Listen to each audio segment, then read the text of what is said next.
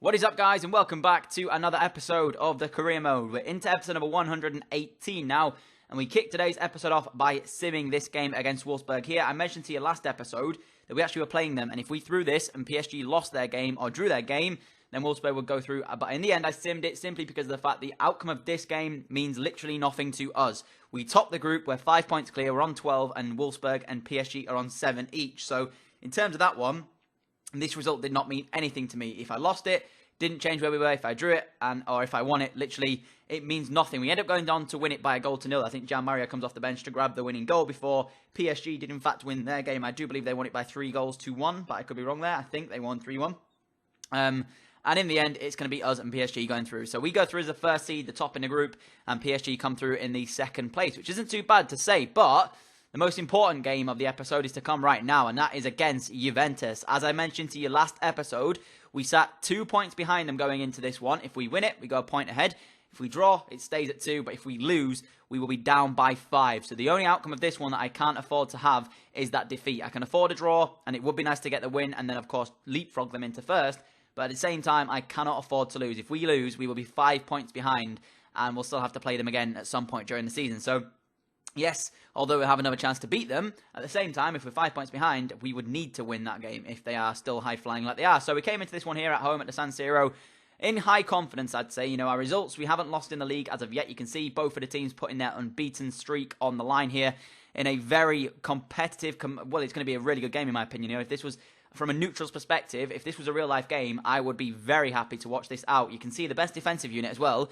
We've conceded 4, they've conceded 5. So in terms of a team, we are very, very evenly matched in terms of points, in terms of goals scored, in terms of goals conceded. It's like watching two big teams going at it who are basically the same in terms of quality. We are so evenly matched that either outcome of this game, it literally has no favourite. In my opinion, whoever wins this one will have the only reason they'll win it is if they get that slight little bit of luck that they need, or a defensive mistake on either part, which after conceding 4 in as many games as we've already played in the league, and they conceding 5, it doesn't look as if it's going to be a defensive mistake. But 32 minutes into the game here, I felt good. I was playing good FIFA, and in all honesty, like this chance here, the ball originally doesn't go through, and I saw the run over the top there. I tried to dink it to Gian-Maria. I couldn't beat the keeper to it, and it was cleared away, and that was the real only chance of the first half. It was a very cagey first half, neither team really going for it. But when this happened, guys, I honestly don't know how you can give advantage for a penalty kick and then not give the penalty kick. In my opinion, it either is or it isn't. There's no maybe to see if it ends up going through and there's a chance for you, because you'll see in the end I sky it, which I was not expecting. I was expecting the penalty kick. You can see the ball comes out to left here. I dink the ball in. Great header initially from my striker. It's tipped over the bar. And then literally 5 minutes later, this is the incident with the penalty kick. Now, for me, you've got to give a penalty kick if it's a penalty kick. Jimenez, nice ball inside Gian-Maria, gets taken out after he takes the strike on. There's the advantage played by the ref. I then sky it with Ziterbo, thinking I was going to get the penalty kick. The referee didn't give it. So you have to take into consideration, yes, I probably would have missed that penalty kick. You know, the way I am, I miss a lot of penalty kicks. But the fact of the matter is, in my opinion, you can't play advantage for a penalty kick. It either is a pen or it isn't. There's no advantage there. It's got to be a pen or it hasn't. And I have no idea why he played advantage for it. You know, if it's a penalty, you've got to give it. If it's not, it's not. And then I have to just, you know, sort of take it in my stride. And yeah, I have to put the chance away with the turbo. But I was absolutely livid with the decision-making by the referee in that one. We could have had a penalty, potentially won it by 1-0, potentially leapfrogged them as well into first. So the fact that that happened there, I felt very, very hard done by. I'm not going to beat around the bush. I felt like I was absolutely being robbed in that game. So we ended up with a 0-0 draw there. Juventus having 1 shot in the entirety of the game. We had 5, but only 2 of them on target. So it was a very cagey, very difficult, very poor game in terms of finishing quality and chances created, simply because of the fact that both defences were extremely good on the day, and also 2 of the evenly matched teams have just basically nullified each other in a sense. But I was looking to keep picking up points here. We went into this one against Udinese because I was thinking, you know what? Yes, a draw's not that great, but it's not the end of the world. We're still 2 points behind them, and at some point they will probably drop points here in this save. Of course, still both unbeaten because neither of us got the victory in the last game out. There is the possibility that Juventus will drop points at some point, but as long as I keep winning, provided we are playing well, provided we get the points we need, as long as we keep the pressure up, then it's basically out of my hands. I have to keep winning.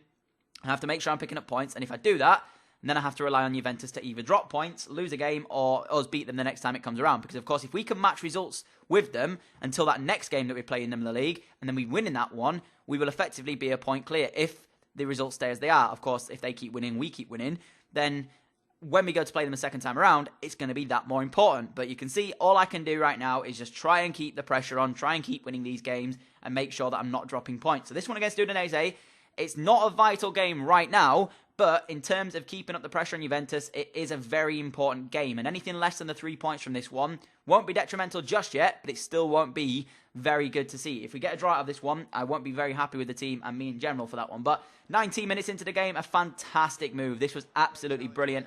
Nice play, nice little bit of passing, interchangeable play. Minaj receives the ball here, goes down the right-hand side, eventually out to Lees Melu here. He gives it back inside to Brozovic. Brozovic around the corner. Minaj gets in and fires that one into the bottom corner to make it Udinese 0. Inter Milan 1, 22 minutes on the clock. As I said, we just need to keep winning our games and hope that Juventus slip up. And I couldn't have asked for a better way to start this one. Inside the first 20 minutes, lovely little passing move. Brozovic gets on it, flicks it around the corner. Minaj then just finishes the chance off really brilliantly, in all honesty.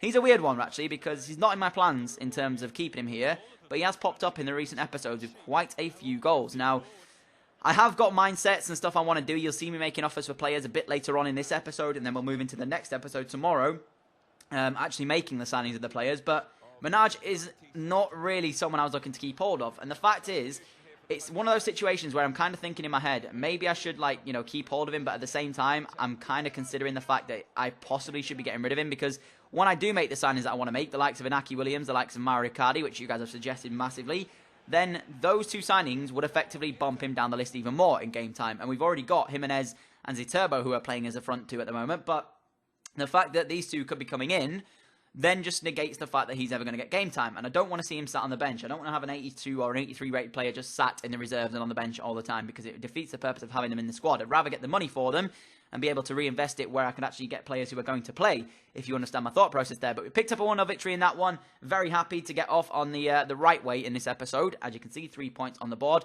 Dominated. We kept Udinese to 0 shots. We had 7 and eventually did find the 1-0 victory. You can see me going through, making a few offers. Now, I think there's one problem here in career mode, and that is the fact that when you've got to look at it this way, right? Icardi had 7 months or 6 months left on his deal. I could have quite easily got him on a pre-contract next season, right? I decided that I was going to limit myself to 2 pre-contracts, as you all know, which I did. In this episode, I think I made the 2 signings of them. You can see me going through and offering for which player I was interested in, and of course, I'm not going to go into too much detail, but Icardi had 6 months left on his deal. Now, in my opinion, that should already get his transfer value down to around that £25 million mark. He's only worth about 37, so he should have dropped in price. Yet Chelsea, when I offered that £20 million, they came back and said they wanted 55. How on earth can you want almost £20 million more for a player that has 6 months left on his deal and I could have got for free? In my opinion, that is absolutely baffling. I mean, you can see sometimes your chief exec comes in and he'll say, you could offer I think he said between 14 and 27 million for Mario Icardi. So I offered 20, which is pretty much dead in the centre. And they basically laughed at me and told me to go away, which I have no idea how the chief exec can say one thing and then the team on the other hand just turn around and say absolutely no. I mean, this one here, Dembele, is I can confirm right now, guys, we do not make this signing. I offered 55 million and I think I'd bump it up to around 80 or something like that, but they turned around and said they wanted 110 million, Leicester, so that just is never going to happen. But you can see as well, went in for Thiago Silva's regen, Silveira, I think that's how you say it, but he's got some decent stats as well, and he's still very young, so potentially going to be this long-standing centre-back for us here. I offered 24 million originally, but I think this gets turned down, and I think in the end I have to pay 30 or maybe 27. I can't quite remember. You'll see it in tomorrow's episode, but I know for sure that I do in fact get him, because of course I want a centre-back, and we are looking at 2 pre-contract signings in terms of centre-backs. I then went in for Rafael Varane, 91 rated from Real Madrid, offering £50 million, which is about £10 million less than the chief exec said to offer the club there, so chances are that won't get accepted, but we'll have to see in tomorrow's episode. Lou is another one of those ones which you guys have suggested as well, and of course I would love to bring him over to Inter Milan. We've signed him up at Leeds, got him to that 92 overall rating, and again, chief exec said that he would not want to join the club, and that is absolutely baffling. Yes, I understand he's going to be winning trophies at Leeds, but at the same time, you can see we're doing well for ourselves in the league. We're also doing well for ourselves in the Champions League. We got through topping the group, and we're still in the Italian Cup, so we are potentially fighting for 3 trophies in this one. So in terms of winning trophies, yes, he's not going to win the Premier League, but he's already done that anyways. He's probably not going to win the FA Cup, EFL Cup, and all that other stuff, but he could potentially come over to Italy and win all the Italian stuff available. So, in terms of the chief exec, I haven't got a clue what he's talking about. I don't think he even knows what he's doing in terms of that one, but we took on Roma here. So Not an easy feat this episode has been. You know, we took on Juventus, then we had Udinese, and then now we play Roma. So I came into these games, and honestly, after that 0-0 draw with Juventus, I was just saying in my head, as long as we don't lose, there is that possibility that Juve will drop points at some point in this game. Now, this one against Roma was interesting because although Roma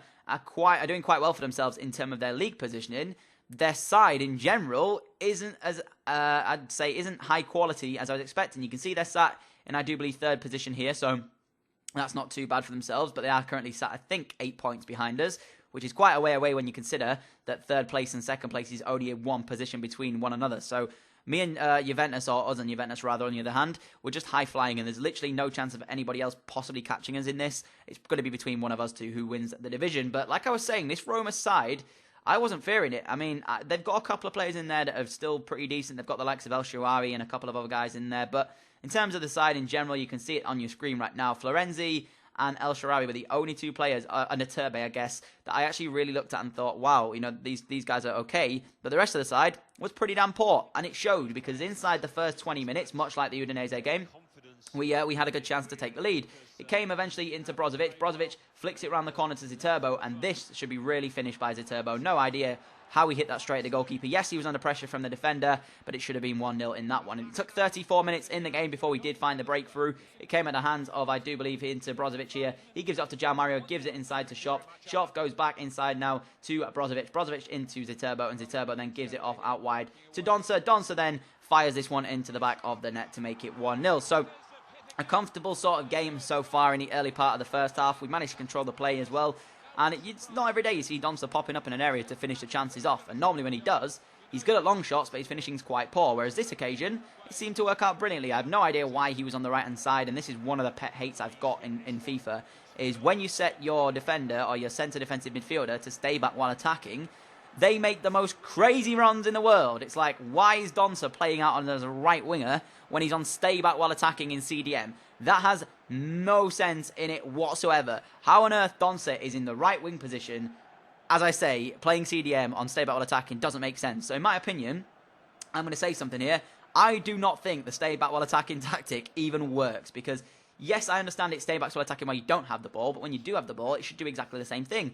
I don't want my centre defensive mid, when I've got the ball, to be running and playing as a striker. Yes, I understand when we don't have the ball, he sort of listens to what you've got to say, but, you know, if we've got the ball, I do not want my CDM making those runs. And eventually it comes into Dalbert here, which is a left back. Again, no idea why my left back, who is on stay back while attacking, is playing as a right winger. But hey ho, it is what it is because it worked out brilliantly. So the twice that I've tried to keep them on stay back while attacking, both occasions have worked out for us. This one taking a deflection, it wasn't target, so Dalbert did in fact get credited with the goal though. But as I say, they're both on stay back while attacking, so effectively it literally means nothing in stay back while attacking because my left back is in basically playing as a right winger at this point, and he is on stay back while attacking as well. So again, no idea what on earth is wrong with the tactics. But 82nd minute, Roma were pushing for it, trying to get themselves back into the game here. They eventually gave the ball away in a cheap place. I eventually break on it as well. Manaj gives it to Brozovic. Brozovic gives it off to Ziterbo, who's got a lot of pace, and his finishing's quite high as well. So when he gets in this position, there's pretty much only one outcome, and that is that he fires it into the back of the net with a low-driven shot. So 85 minutes in, 5 minutes to go. We took a 3-0 lead, and this has to be the most commanding performance out of all the 3 of the performances today. So considering Roma was sat in 3rd, and we looked most convincing here, when you've got to look at the fact that we played Udinese earlier and only just got a 1-0 victory in that one. Yes, we had a lot of the play and they didn't have a shot and we had most of it, but it could have quite easily ended 0-0 that game. The fact that we took on Roma and smashed them 3-0, I was pretty happy to see. But in all honesty, guys, 2 of those goals, as I say, if they listened to what I had to say and stay back to while attacking, then I wouldn't have been in a position to score them. So, you know, sometimes it works out in your favour, other times it doesn't. Again, keeping Roma to 0 shots, and this is one of the things I'm managing to do a hell of a lot in career mode recently. It's so simple once you set up and have a good defensive line and get man behind the ball to keep the AI to 0 shots. And there is occasions when teams do actually break you down. For example, Juventus, they were extremely tough to play against. I definitely saw the quality that Juventus had when I played against them. And I want to just reiterate a point here. Juventus lost to Palermo. They dropped points. We are now sat a point clear. So it's effectively over to us. The league title is in our hands. Provided we get the results we need, we will become champions. We are 1 point ahead of them, so I'm very happy to say that they did in fact drop points to Palermo. There you go. So guys, we are coming towards the back end of the episode. If you have enjoyed it, I'd appreciate if you could hit that like rating. If we could hit 45 likes on today's episode, that would be greatly appreciated. As always, guys, you guys are absolutely incredible for every little bit of support you show on the channel. I will catch you all with another video very soon. Adios.